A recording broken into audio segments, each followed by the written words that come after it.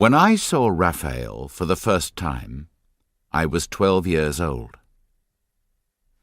My family lived in a big town, far away from the sea. But my Uncle Miguel and his family lived in a little village on the coast. He had a cafe and a small farm there, and sometimes my family visited him. There, in that village, I met poor, mad Rafael. I didn't know then who he was. I didn't know why he was mad. I knew nothing of his strange and terrible story. Now, 14 years later, I know exactly what happened. But Rafael is dead.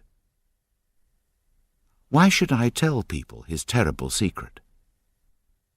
Only I know what happened to Rafael. Only I know what happened to the young and beautiful Anita, and to the soldier. Only I.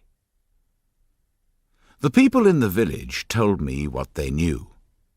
Their stories were all true, every word. My uncle, his wife, Rodrigo the shopkeeper, nobody lied to me. Nobody. Not even poor Clara, Rafael's mother. And she was already dead when I went back to the village. Their stories were all true. But they didn't know what really happened. The first time I saw Rafael, I was walking along the beach with my younger brother Pablo. Our parents were talking with my uncle and his family. We boys went along the beach to look around. At the end of the beach there were high black rocks, where the mountains behind the village came down into the sea. Near them was an old wooden boathouse.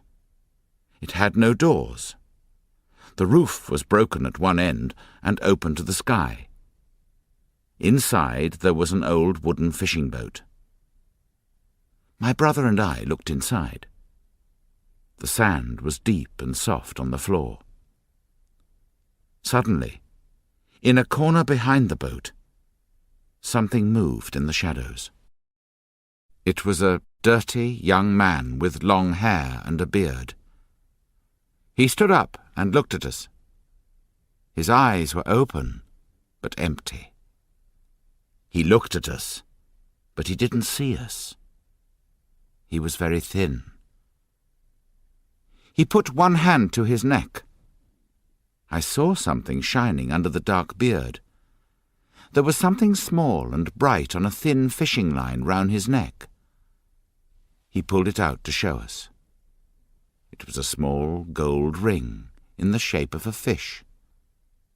Suddenly he spoke. His voice was clear, but thin and high. He spoke words, but they didn't mean anything. "She gave me the golden fish," he said. "She gave it back to me." Then he laughed. And when he laughed, my brother and I were very afraid. He laughed and laughed, but his eyes were big and sad. We ran out of the boathouse. The thin young man came out behind us. He stood in the sunshine and laughed. "She gave me the ring," he shouted. "I still have it." Some little boys from the village came running. Some of them threw stones at the thin, dirty man. "Crazy Rafael!" they shouted. "Crazy Rafael!" He stopped laughing and screamed at them. Then he went back inside the boathouse. The children laughed and ran away. We went back to my uncle's house. "Who is that crazy man on the beach?" we asked. "The children called him Rafael." "He's only a poor, mad young man," said my uncle. "He isn't dangerous. He went mad about a year ago. We don't know why. Nobody can help him, I'm afraid. His mother lives in the house at the end of the village. She brings him food every day. All the people in the village help her when they can." Soon the adults began to talk about other things. But I never forgot poor, mad Rafael. Every time I thought about the village, I remembered the poor, mad man in the boathouse on the beach. Sometimes I saw him in my dreams. He looked at me with his big, empty, mad eyes. He called to me. He had the gold ring round his neck, and he held it out to me. He called for me to help him. My family went back to the town. After I left school, I went to university in the capital. I studied to be a doctor. I spent 2 years in the USA. Finally, I came back to my hometown, and I found work in a big new hospital there. In all those years, I never went back to the village. But then one of my uncle's sons got married, and all my family went there for a few days. There were many changes in the village. 12 years of change. There were new stone houses. There were new, brightly painted fishing boats along the beach, a lot of them with engines.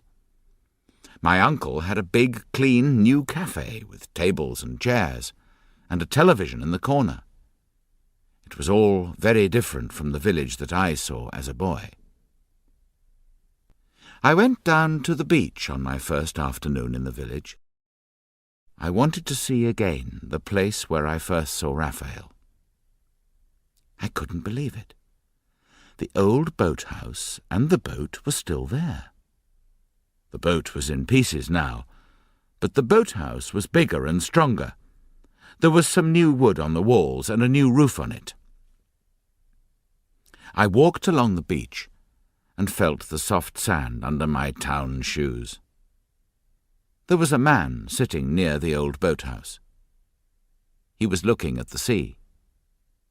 He had long hair and long, thin legs. I came closer, and he suddenly looked round at me. It was Rafael. I saw again those same wide, crazy, sad eyes, the eyes from my dreams. He was 12 years older.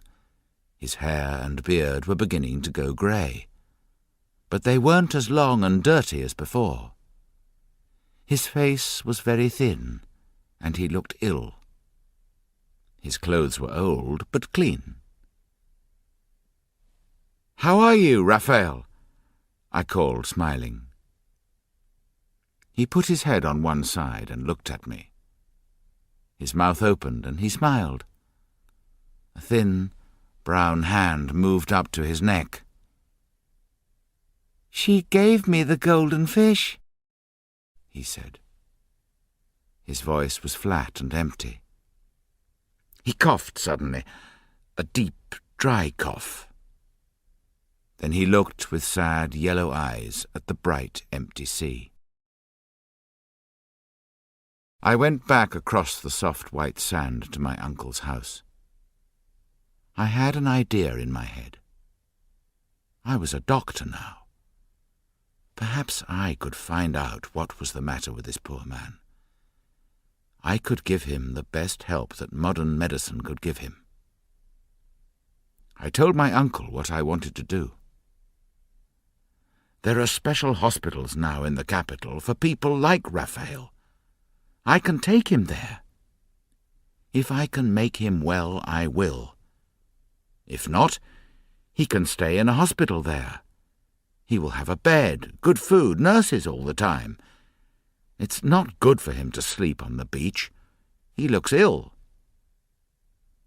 I asked him to tell me about Rafael. He told me everything that he knew. It was a long and strange story. I wrote it all in a notebook. I wanted to help the poor madman to get well.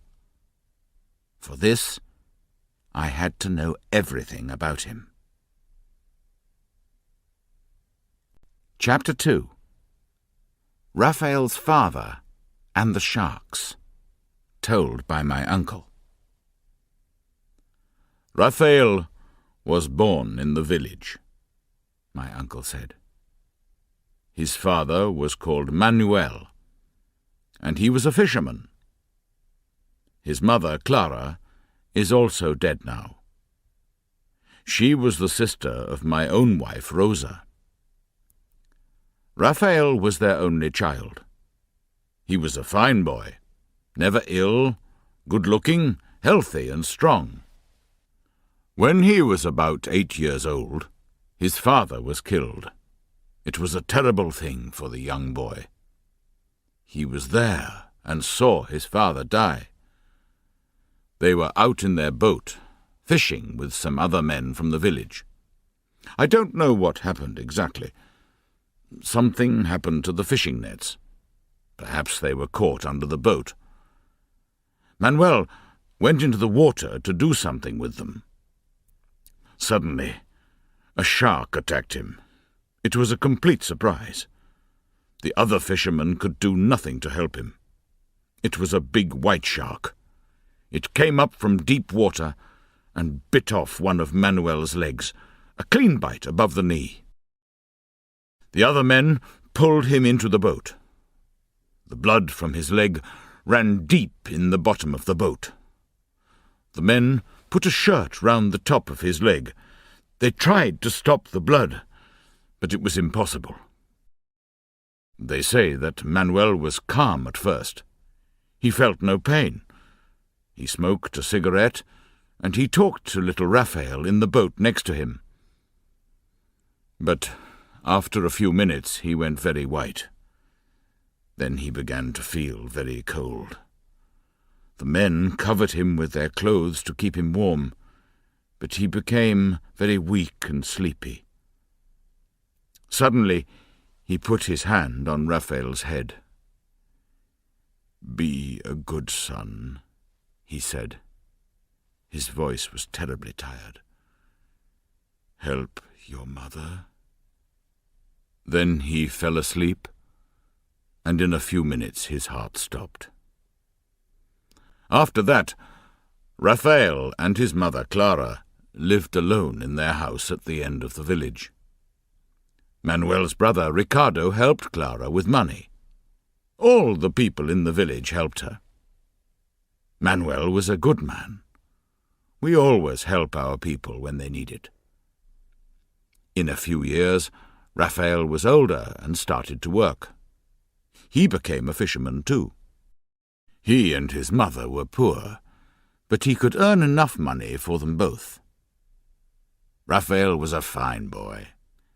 He became a good fisherman. But he always hated sharks because of what happened to his father. Every few months he did something very strange. When anyone in the village killed an animal for meat, Rafael asked them for the skin and the stomach. He took the insides of the animal that nobody wanted. Then he went out in his boat alone, far from the land. There he threw the pieces of the animal into the sea and waited for the sharks to come. A shark can smell blood in the water when it is many kilometers away. Soon, a lot of sharks arrived in the water round his boat. Then Rafael took his fishing spear. He stood up in his boat and killed 1 or 2 of them. When he killed a shark, the other sharks tasted the blood. They began to bite and eat the shark. So then there was more blood in the water, and more sharks came. Rafael killed more and more. After an hour, he was almost too tired to stand. It was a really dangerous thing to do in a small boat. But he was smiling when he told me about it. He was really happy about the dead sharks, because a shark killed his father. So Rafael grew up, tall, strong, and good-looking. And, of course, he fell in love with Anita, the shopkeeper's daughter. "So now," said my uncle, "I have to tell you about Anita, too." Chapter 3. Anita, the shopkeeper's daughter, told by my uncle. Anita was a beautiful child, my uncle continued. I know most children are beautiful, but she was the most beautiful child that I've ever seen. Everyone loved her. Little children, old people, men and women, they all loved Anita. They smiled when they saw her. And year after year she grew up, and year after year she grew more beautiful. Her father, Rodrigo, the shopkeeper, loved her most. He tried to keep her close to him always.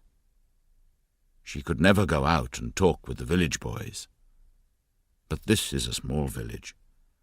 It was impossible to keep her at home all the time. She was a good girl, but all the young men dreamed of her and wanted to marry her. She was not only beautiful, she was clever too. Her father could read and write. Most of the people in the village couldn't. We had no school in the village in those days. So Rodrigo taught Anita to read and write. He often went into the town to buy things for his shop.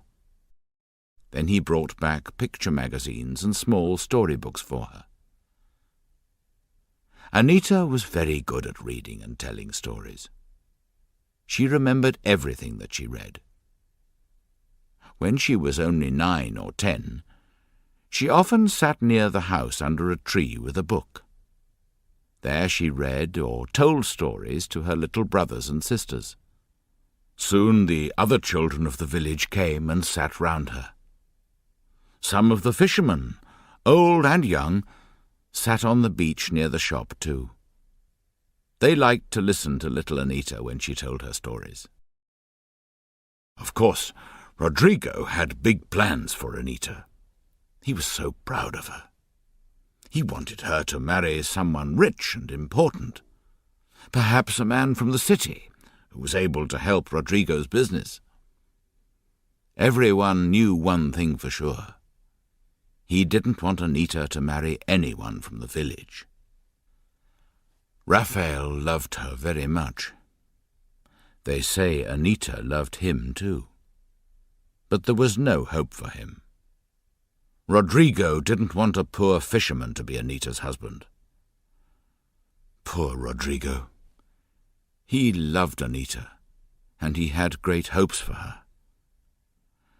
When she ran away, it was terrible for him. He still doesn't talk about it. Not a word. Not after all these years. For him, he says, Anita is dead. He has no daughter of that name. But where did she go? I asked my uncle. Someone knows. And why is Rafael mad? Not because Anita ran away from home. She didn't run away with him, did she? No, she didn't, answered my uncle. That's for sure. Nobody knows where she went. But Rafael stayed in the village. And that was the time when he went mad. I believe that Anita ran away with the soldier. I think they're married. They're probably living in another town far away. But that's only my opinion. I don't really know. The soldier? What soldier? I asked.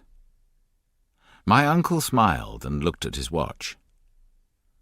It's a long and strange story, he said. Chapter 4. The Soldier, told by my uncle. The soldier, said my uncle, came to the village about 3 months before Anita ran away. She was 16 years old then, and Rafael was 18.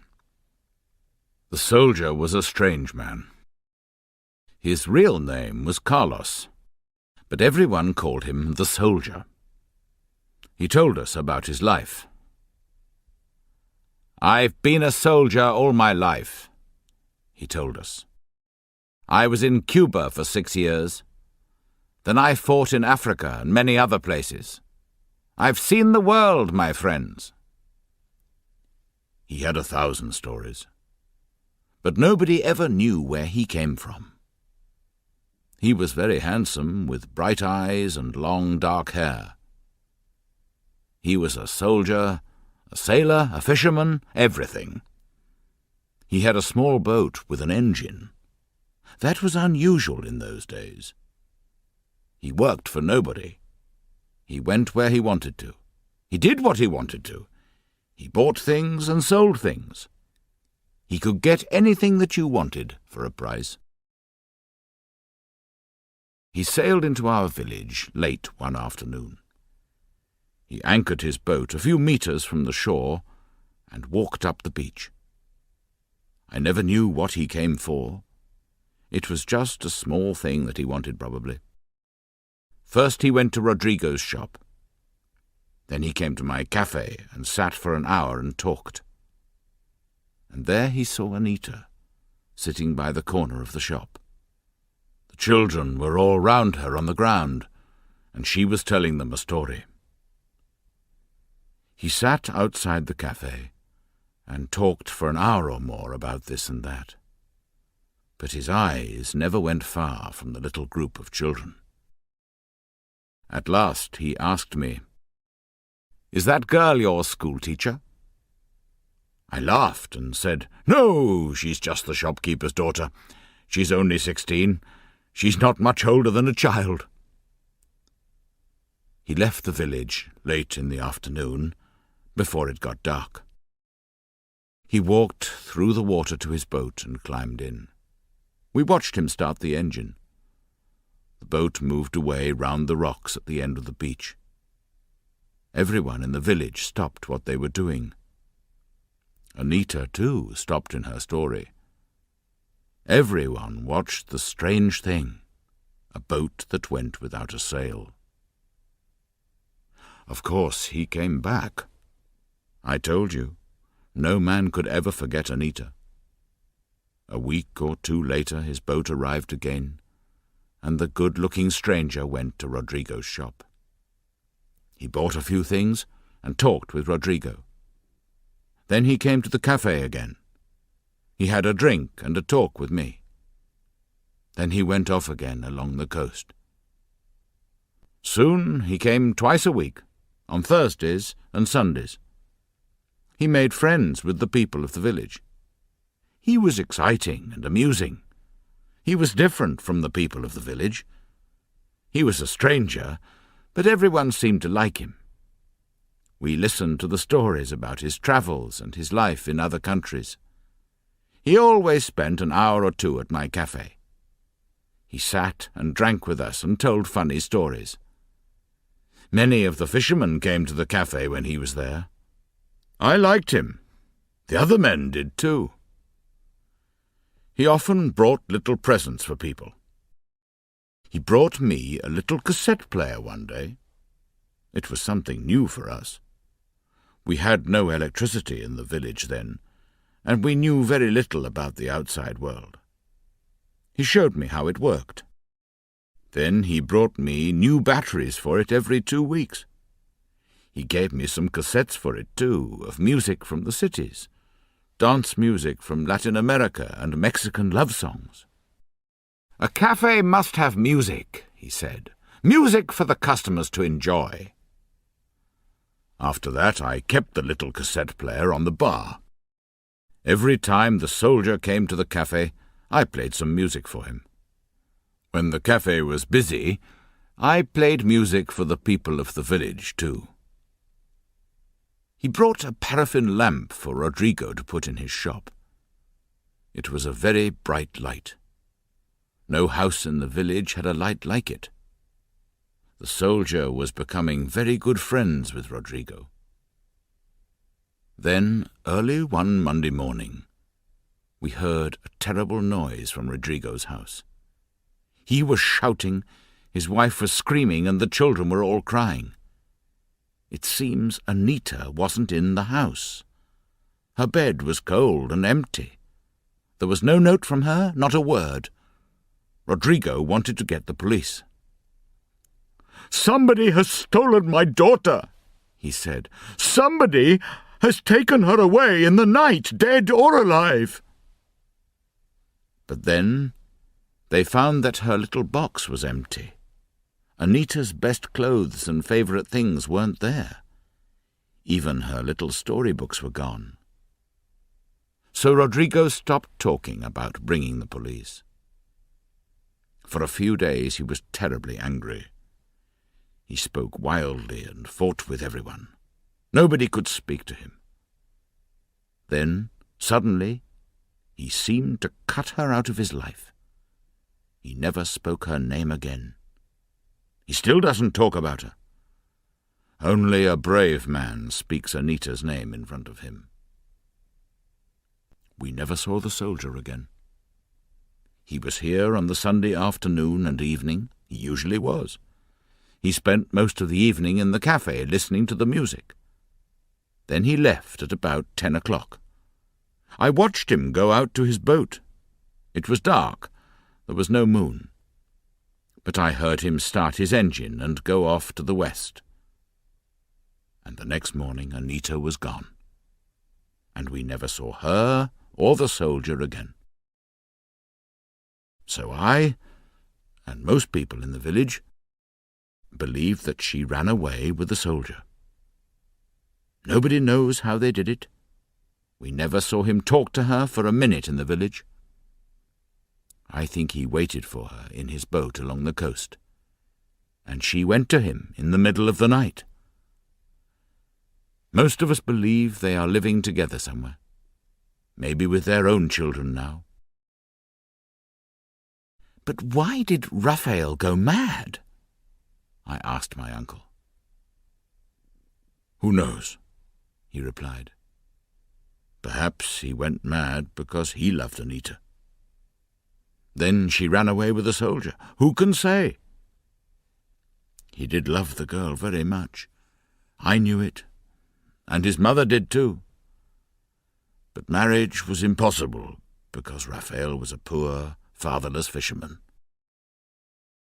But a man doesn't go mad for 13 years because a girl runs away from home, I said. Men often lose their wives, their children. People die in accidents. This doesn't make other people crazy. Rodrigo lost his favourite daughter, the light of his life, but he didn't go mad. Who can say? Said my uncle again. Who knows why things happen? Why does a man go mad? We know that Rafael was in love with Anita. He loved her for a long time before the soldier came to the village. We know that because of the gold ring. Ah, yes, I said. Tell me about the gold ring that Rafael wears round his neck. It's clearly a very important part of the story. Chapter 5. The Gold Ring, told by my uncle. Rafael, said my uncle, was in love with Anita. He wanted to marry Anita when she was only 15 or 16. His mother went to see Rodrigo to talk to him about it. I heard that Rodrigo was very polite to her. I'm sorry, he said. Anita is going to marry a rich businessman in the city. He's a very rich man and a friend of our family. Your son Rafael is a fine boy, but he's too young to get married, and he has nothing to give her, nothing at all. Rafael was very sad when he heard about Anita and the businessman. Then, after a few weeks, he suddenly left the village and went to the port on the coast. I'm going to find work in the port, he said to his mother. I want to see something of the world outside this village. I'll come back in a month or two. He put his few things in his boat and sailed along the coast to the port. It was 6 months before we saw him again. 6 months? What did he do there for 6 months? I asked my uncle. You're lucky, he replied. I can tell you. Rafael came to the cafe one evening. There were no other customers that night, and he told me about his time in the port. This is what he told me. Rafael stayed in the port all the time, my uncle said. He slept in his boat on the beach. Sometimes he bought fruit and vegetables from the market after it closed. They were very cheap then. He worked for anyone. He did anything. He carried things for people. He loaded and unloaded boats and lorries. Every morning, very early, he went fishing. Then he sold the fish on the beach before he started work. Slowly, very slowly, he began to save some money. Rafael met an old goldsmith in the town. He was a good old man. Rafael helped the goldsmith when he could. He cleaned his shop for him and brought packages and messages for him. He talked to him and made coffee for him. He watched him while he was working. Soon he became a good friend. Rafael never took any money from the old man. He never asked for any. Then, one day, the goldsmith asked Rafael what he wanted. He knew he wanted something, and Rafael told him. "I want a gold ring for a girl in my village," he said. "It must be in the shape of a fish, a long fish with its tail in its mouth. How much will this ring cost? I have some money. I know it's not enough, but I'll work for you until I've paid for it." The old goldsmith made the ring for him. I'm sure Rafael paid much less than its real cost, but it took 6 months of hard work to pay for it. Soon after Rafael came back to the village, he went with his mother to see Rodrigo. This time Rafael spoke for himself. "Señor Rodrigo," he said quietly, "my father is dead, and my mother is poor. But I'm hard-working and honest, and I'll be a good husband to Anita. One day I'll be a rich man like your friend in the city, but I'll be a better husband to Anita than the businessman, because I love her with all my heart." Then he gave the gold ring to Rodrigo as a present for Anita. Of course, Rodrigo didn't agree to a marriage between Anita and Rafael. He gave the ring back to Rafael. "I'm sorry," he said, "but Anita will marry the businessman in a year or 2. That is decided, and I am not going to change my plans." "So Anita never got the ring?" I said to my uncle. "After all that work and time, he couldn't give it to her?" "He still has it, on a piece of fishing line round his neck," my uncle said. "And when did the soldier come to the village for the first time?" "A few months after Rafael came back from the port, perhaps. I can't remember exactly."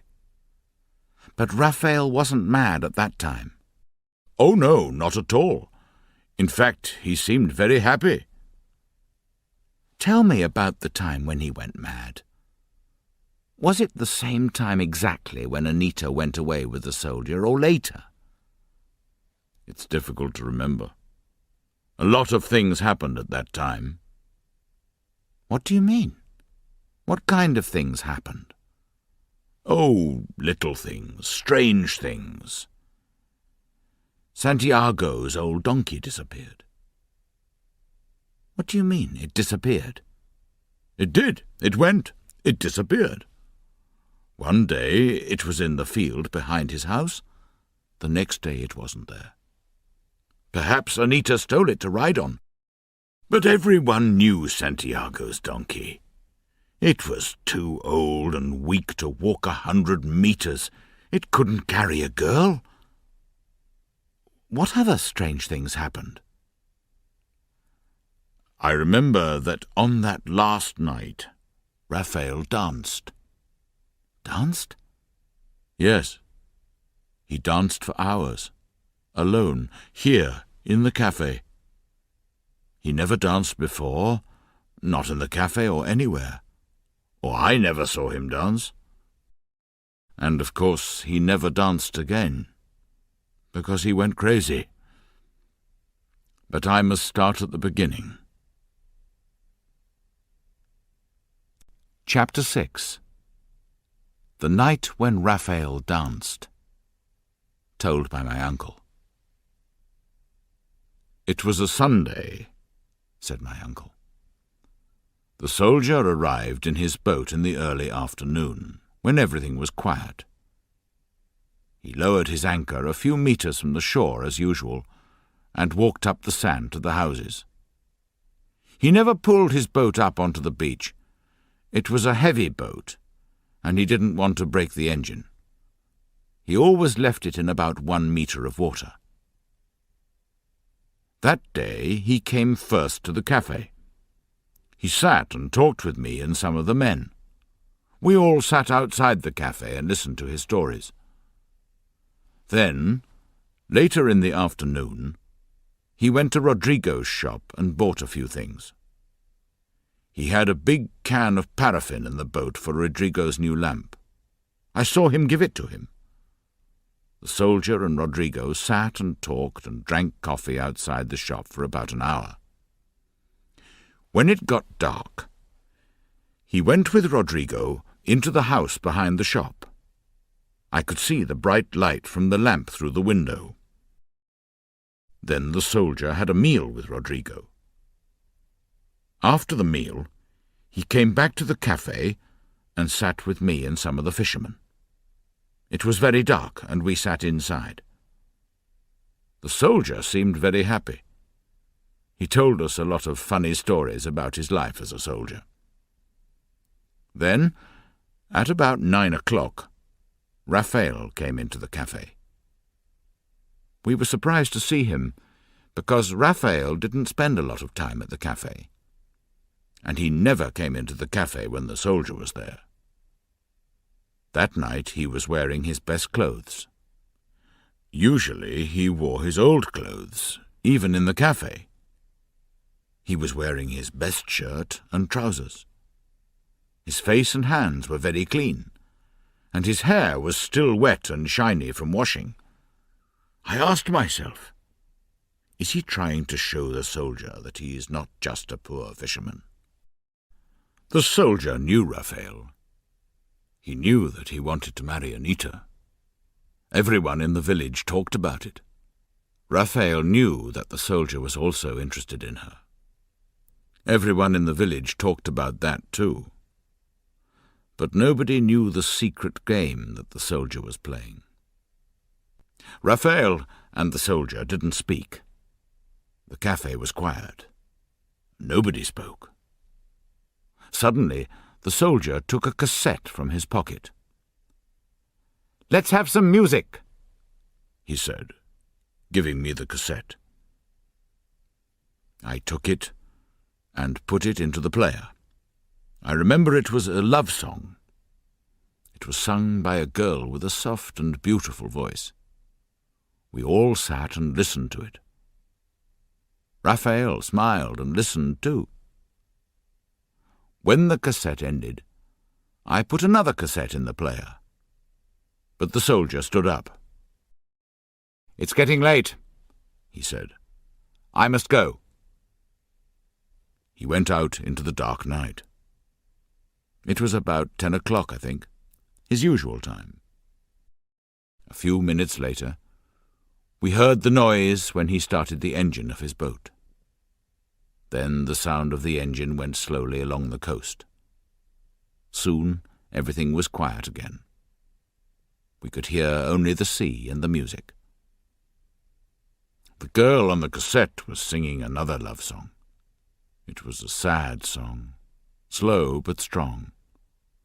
The fishermen and I sat quietly and listened. Suddenly, Rafael stood up in the corner of the cafe and began, very slowly, to dance. Alone, in the shadows, his eyes closed, he moved to the music. He danced, his head back, eyes closed, a strange half-smile on his face. We all watched him in surprise. After a few minutes we laughed and went on talking. But Rafael went on dancing, dancing alone for the rest of the evening. Every time the music stopped, he looked at me with big, dark eyes and said, "Again." And I put another cassette in the machine. Then Rafael smiled, closed his eyes, and continued dancing. At midnight, all the other men went off to bed. Rafael was still there, still dancing. I watched the poor boy until the song ended. Then I switched off the machine. I said good night to him and sent him home to bed. Then, the next morning before daylight, we heard shouting and crying from Rodrigo's house. The news went round the village like fire. Anita wasn't there. Rodrigo sent all his family and friends out to look for her. They looked along every road, big and small.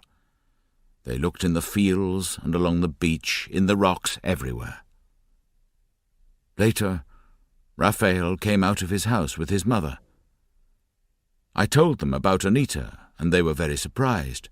We all were. Rafael went to his boat immediately. He planned to sail along the coast and look for her. He sailed away to the west. I watched him until I couldn't see him. He sailed round the rocks at the end of the village. He was looking at the land as he went. The next time I saw him, he was mad. Everybody in the village was out looking for Anita that morning, but nobody found her. Then Santiago couldn't find his old donkey. He came to Rodrigo's shop. He was shouting that Anita took it.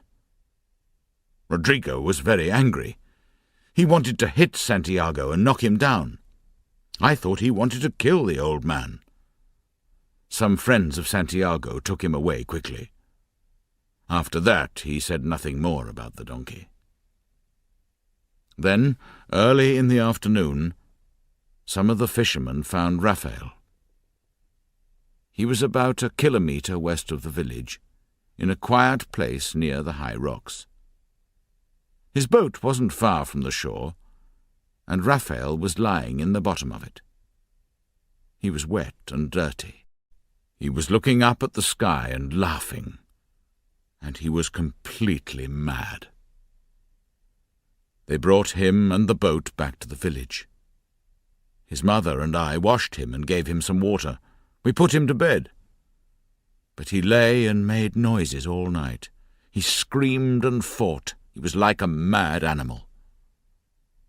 The next day he went out of the house and sat by his boat. He looked at the sea all day and said nothing. We waited day after day. We gave him food and drink. We washed him when we could. But he was like a small child. We waited for him to get better. But he never did. "And you never found out what made him mad?" I asked my uncle. "He never speaks. Only about the ring. You know everything that I know now," he said. "When we were washing the poor boy, we found the gold ring on a fishing line round his neck. When we tried to take it off, he screamed. So we left it there. All these years later, he still wears it round his neck. He gave 6 months of his life to buy that ring, his present for Anita, which she never had."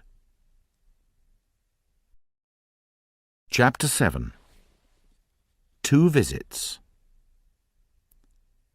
The next morning, I went with my uncle to see Rodrigo, the shopkeeper. He had a fine supermarket now, built of stone. He still lived in a house behind the shop. But now the house was 2 floors high and had a garden with a wall round it. He also had his own lorry with his name on it, and there was a new car next to the shop.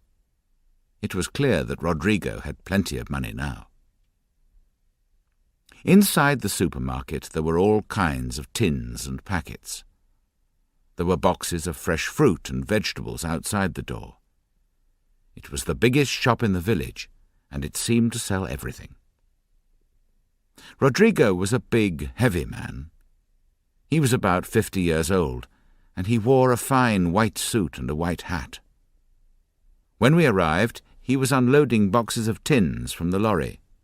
He was picking them up 3 at a time and taking them into the shop.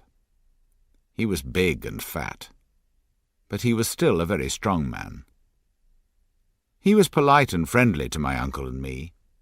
He knew I was a doctor. He invited us into his house. We sat and had coffee and talked about the changes in the village since my first visit as a boy. At last, I told him my ideas for helping Rafael. Then he wasn't so friendly. "A doctor?" he said. "He needs more than a doctor. I don't know why he's crazy. Nobody does. God knows I've helped him and his mother over the years. I've given them food when they were hungry and money when they needed it. His poor mother was a good and hard-working woman. Now she's dead. It was a terrible thing to happen to her, terrible. First her young husband was killed by a shark. Then her only son went crazy and lived on the beach like an animal.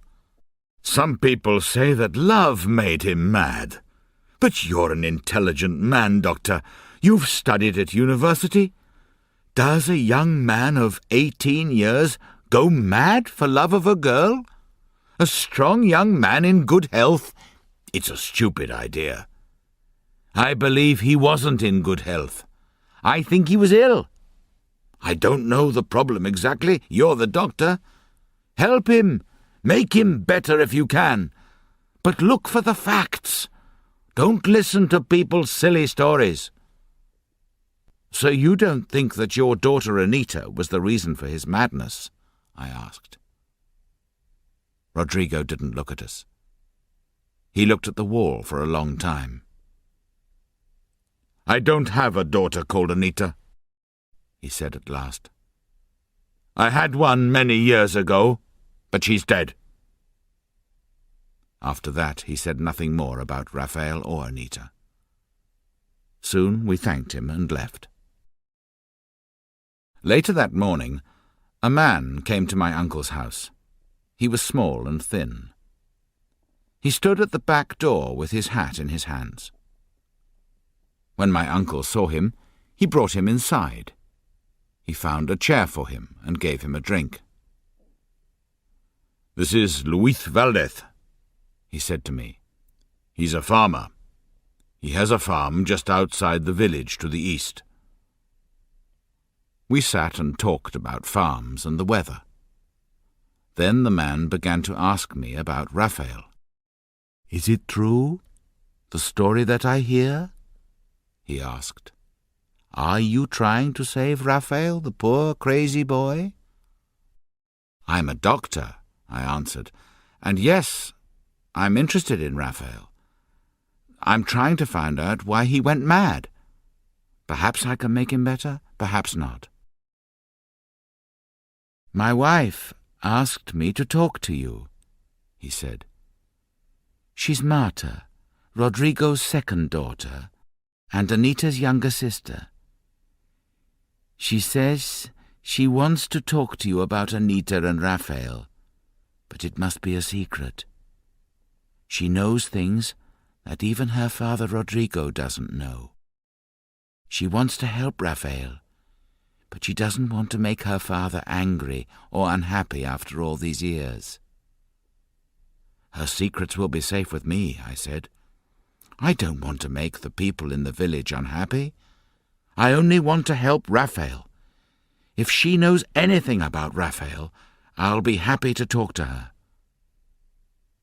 That evening, I went alone to Luis's house. Luis sent his children to bed, and Marta began to tell me her story. Chapter 8. The Young Princess. Told by Marta. "I'm Rodrigo's second daughter," Marta told me. "I was 7 years younger than Anita. When I was a little girl, it was very strange. Anita was beautiful. I wasn't. Anita was clever. I wasn't. She could read and tell stories, sing and draw pictures. I couldn't. I was small, fat and stupid. But I've been lucky. I married a good husband. I have 2 healthy sons and a pretty daughter. Now I'm very happy with my life. But I must tell you about my sister Anita. It's true that she was beautiful and clever.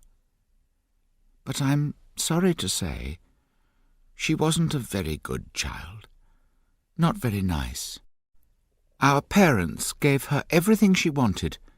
She could do anything she liked. She never worked or helped our mother in the house. I remember that her hands were always clean and beautiful. Her fingernails were long and pink. They were never broken or bitten like mine. Everyone thought she was beautiful and clever. Everyone smiled at her. Everyone did what she wanted.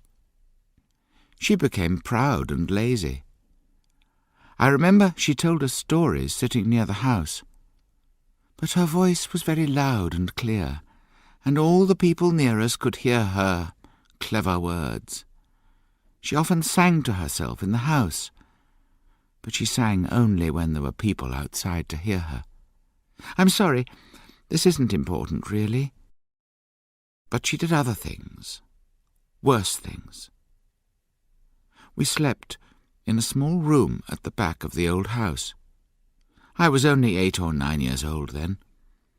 Anita had most of the room for her things, and I slept in the corner. One night, I remember, it was very late. Our parents were in their room asleep, and something woke me up. I saw Anita going quietly out of the room. She was wearing a dress and shoes. The moon was very bright that night, and I couldn't sleep again. I lay awake, waiting. About half an hour later, Anita came quietly back into the room and got into her bed. "Where have you been?" I asked her. She was very angry because I was awake. "Go to sleep, stupid girl," she said. "I had stomachache. I only went out for a few minutes. Don't say anything to anyone." I said nothing. But after that I watched her. I saw her go out on other nights. At last I asked her where she went. She laughed quietly. "I go to meet my prince," she said. That was all that she said. Her head was full of the stories that she read in her books. She loved stories about princes and princesses, stories about magic carpets which could fly, and magic lamps and rings. These were the stories that she told us most often. She didn't have to read them. She knew them all. She imagined that she was a beautiful princess in a story. She never believed that she was only a shopkeeper's child. Perhaps a king gave her to her parents in secret when she was a baby. She had many strange and silly ideas in her head. But who did she go to see? Who was this prince? I asked Marta. It was Rafael, of course, she replied. They were in love, even when they were little children. She went out at night to the big rocks at the end of the beach. Rafael came and met her there. They sat there in the rocks in the moonlight, They talked about their love and the happy married life that they planned. Our parents had no idea that she was doing this, of course. Anita told me to keep quiet about it. "If you tell anyone," she said, "I'll say terrible things about you to our parents. They'll believe me. They won't believe you." And it was true. I knew it was true. They always believed Anita. She could always do what she wanted. I was always in trouble. So I said nothing. Then Rafael went away to work in the port. For 6 months, Anita lost her prince. In the daytime, she was the same as before. But at night she cried in her bed because her Rafael was far away. But when he came back, she was happy again. She went to meet him at the big rocks. After a few days, she came back from one of these meetings with a ring on her finger.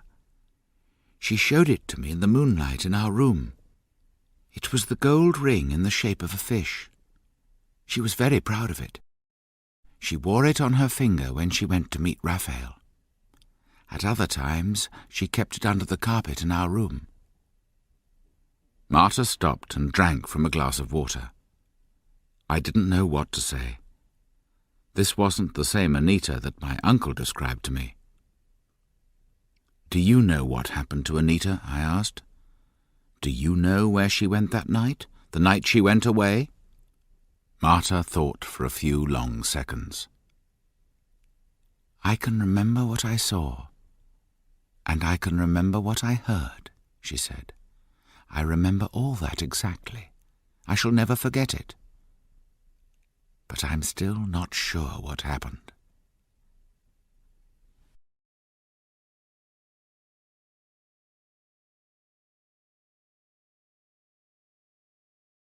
Chapter 9. The True Prince. Told by Marta. "On that Sunday night," Marta continued, "I went to bed early. About 8 o'clock, I think, like most younger children.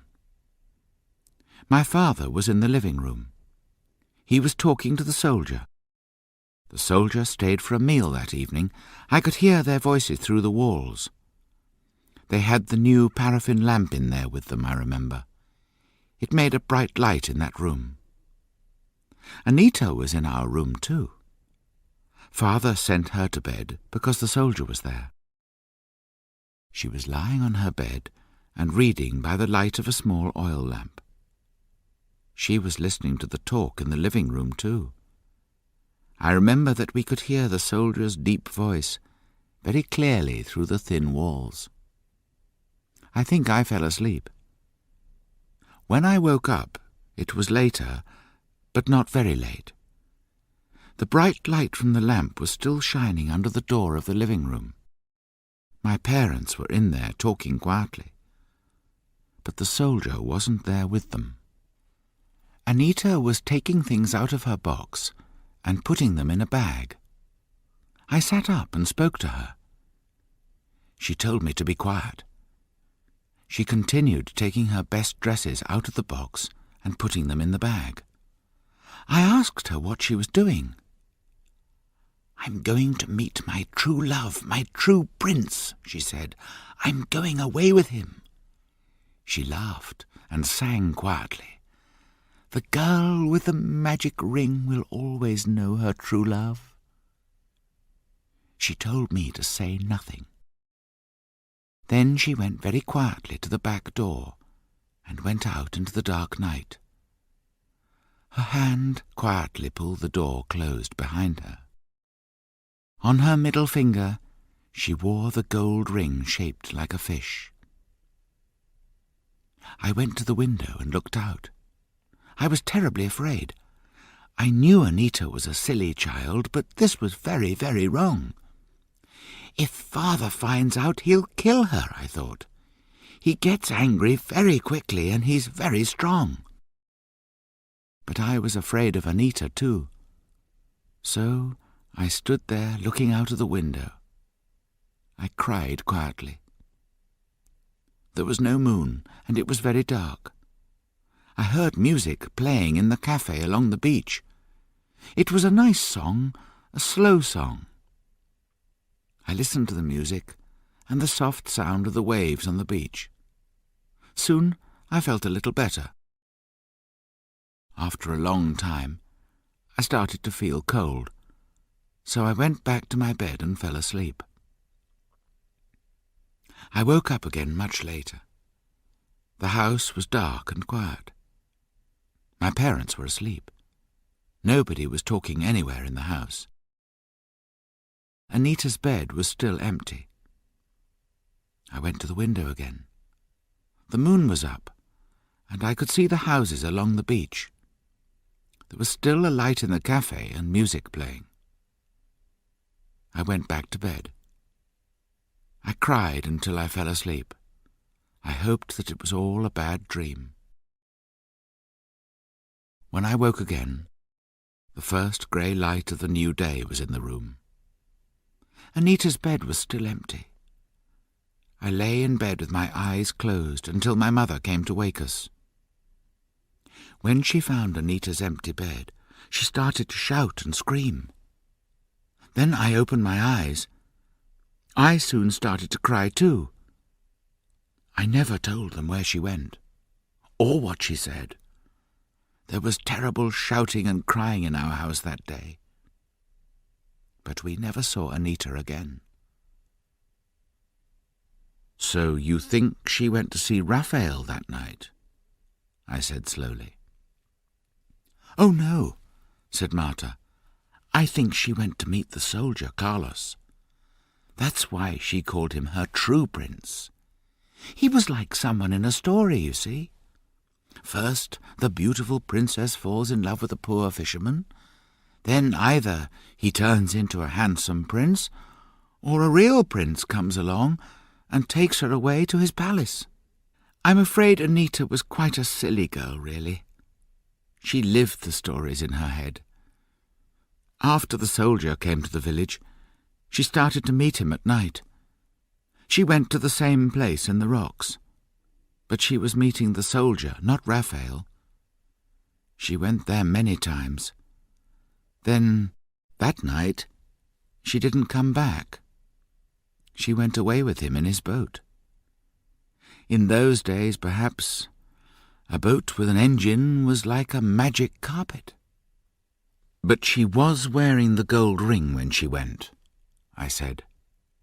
Yes, she took all her best things, dresses, her storybooks, and the ring. But Rafael has that ring. He has worn it round his neck for more than 13 years. I know, she said. I think she spoke to Rafael that night. I think she told him her plans. Then she gave him his ring and went off to meet the soldier somewhere along the coast. Is that what you really think? I asked. Yes, said Marta.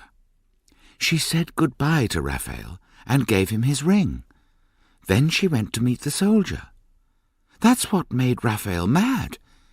He went to look for her the next day, but all the time he had the ring round his neck. He wanted her to come back, or he wanted her father to find her and bring her back. But she never came. And when she didn't come, Rafael went mad. When you talk to Rafael, what does he say? He holds the ring and says, "She gave me the ring," or "She gave me the golden fish," I answered. Exactly, said Marta. First she took his ring and said, "I love you." Then she gave it back to him and went away with the soldier. That's what made the poor man crazy.